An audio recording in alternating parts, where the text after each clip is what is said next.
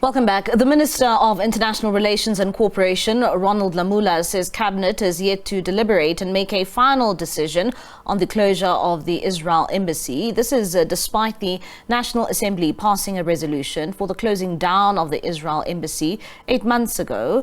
The 6th Parliament resolved by 248 votes to close the Israeli embassy in South Africa. The argument was that it is for the protection of human rights following the Israeli-Palestinian conflict. The South African government later approached the International Court of Justice to consider whether Israel was committing genocide against Palestinians in Gaza. The Department of International Relations and Cooperation will act on instruction from Cabinet once a final decision has been made. The National Assembly resolution to shut down the Israeli embassy, Minister Ronald Lamola has provided an update by stating that Cabinet has yet to process the resolution and that the Department of International Relations and Cooperation will act on the instructions of Cabinet. More on this, we're now joined by Director at Africa-Asia Dialogues, Thembisa Fakude, and he joins us now via our video link. Thembisa, thank you so much for your time this evening. Just listening there to the International Relations spokesperson, Crispin Peary, there saying that, of course, as much as this has been resolved by the 6th administration to close down the Israeli embassy 8 months later, of course, he says that that decision still needs to be processed by Cabinet. What does he exactly mean by that? Well, it's correct. The final decision whether to go ahead or not in terms of closing the embassy lies in the office of the president ultimately. So there was that motion which was sponsored by EFF initially and further supported or ratified by the ANC, who managed to support the EFF and come up with the large vote in support of the motion. But at the end of the day, the person who is finally going to decide on whether we close the embassy or not is going to be President Cyril Ramaphosa and his cabinet. When are we most likely to see a decision like this being taken? I mean, it has been 8 months since we saw members of parliament indeed voting for or against this decision to close down the Israeli embassy. How long does a process like this take? Well, there's no time limit. It could happen, or it could have happened a day after the motion was passed, but we still haven't seen that happening. So I don't see it happening anytime soon, because we seem to be moving away from Israel, because some people, I think, believe that it's taking away attention or stealing attention from other things or other foreign policy positions that South Africa is engaged in. They're going to continue taking a hard stance on Israel. But I think the rationale behind this dragging of feet, or whatever you want to call it, is mainly to take the attention away from Israel, because for many, South African foreign policies seem to be only concentrating on Israel, whilst there are other matters that require attention. So maybe that's the rationale, and that's what many people believe. But we'll have to see what President Cyril Ramaphosa will have to act with his cabinet in this regard. We know that South Africa is now engaged in a number of other spheres of international relations, and they'll like to concentrate on those and expand their attention, not only to concentrate on what's been happening in the Middle East. And how does the formation of the GNU also affect a decision of this magnitude? I mean, last year it was an ANC government, and this time around we find ourselves under a government of national unity. And of course, where many political parties who form part of this government have differing views when it comes to the country's stance on Israel.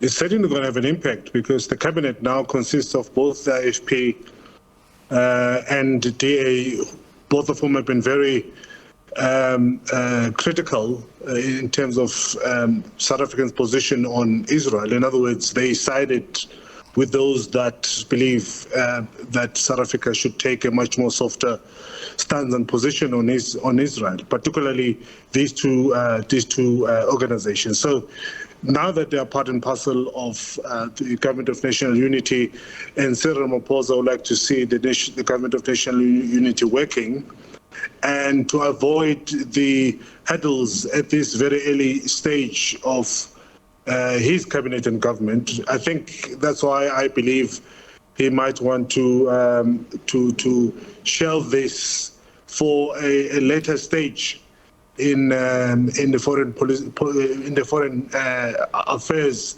actions of this country, instead of prioritizing what has been an engagement of South Africa, at least for the past 8 months.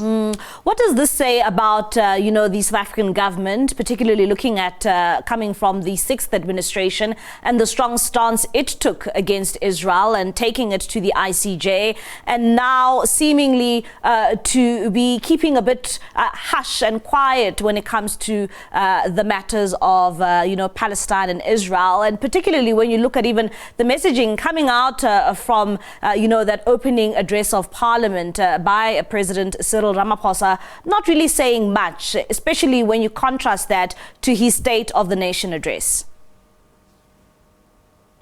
Well, that's true, but at the same time, notwithstanding, I think South Africa has done enough for Palestine, and I think it's going to continue to do so. We've got processes afoot, and I don't think those processes are going to be cancelled. They're going to go ahead, and South Africa will continue supporting and standing behind those decisions that were taken by the 6th administration. But in terms of amplifying, once again, as we move forward, the Palestinian cause, which already has taken a certain time and position within the South African foreign policy, I don't see that happening as amplified as it was before. You are likely to have South Africa continuing with this decision that was taken, the decisions that were taken in the state administration, but you are going to have a much more softer approach moving forward in terms of Palestine and the issues of the Middle East. As we've already said, and you correctly put it, South Africa has not been that vocal from the time of the address of the president at inauguration. One would have expected that Palestine and the Middle East would have been amplified, but instead what we heard the president talking about was prioritization of the foreign policy that will concentrate on enhancing relationships within the African countries and the African Union.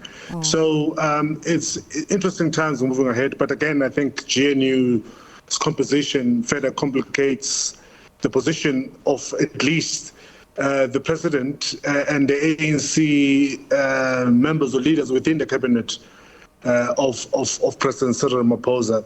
So it's going to be an interesting time moving forward, and I think, as predicted, I don't think we're going to see an amplified position as it was the case in the 6th administration. And should we ultimately, see the closure of the Israeli embassy when it comes to the relations between the two countries? I mean, this is something that's always, spoken of, the two nations going forward, the kind of relationship that we can then see between Israel and South Africa. What can we expect in that regard? Well, notwithstanding that the many of us who, including some of the followers of various political parties, would like to see the embassy of Israel closed because of the atrocities and genocide that we see continuing in Israel. But at the same time, the South African government would like to represent the people of South Africa, and those people also include people who've got very strong ties with Israel in South Africa. And I think they will be careful not to disturb that working relations between South Africa and Israel when it comes to its people and business, for that matter. But I think in terms of pressure and politics and solidarity that we've seen from South Africa against the state of Israel, you are likely to see that continuing. And I think if the ANC wants to see its image, which it created during the past 6th administration around the world, of taking a stronger position, which, by the way, has since been mimicked and followed by many other countries around the world, it will have to continue to be critical of Israel. We continue to see now multilateral organization and countries following South Africa because of its bravery in terms of tackling the genocidal regime of Benjamin Netanyahu. South Africa has no choice at the moment because It is actually admired, praised, and appreciated by many people around the world, particularly in the Middle East, because of its position it's taken. Yeah. So it has to continue with its trajectory. I don't see it cancelling any or stopping doing that moving forward. All right, Thembisa, thank you so much for your time. That is Director of Africa-Asia Dialogues, Thembisa Fakude, just giving us insight there and comment when it comes to that decision from the International Relations Department, saying, of course, that decision to fully close the Embassy of Israel, that still needs to be processed by Cabinet.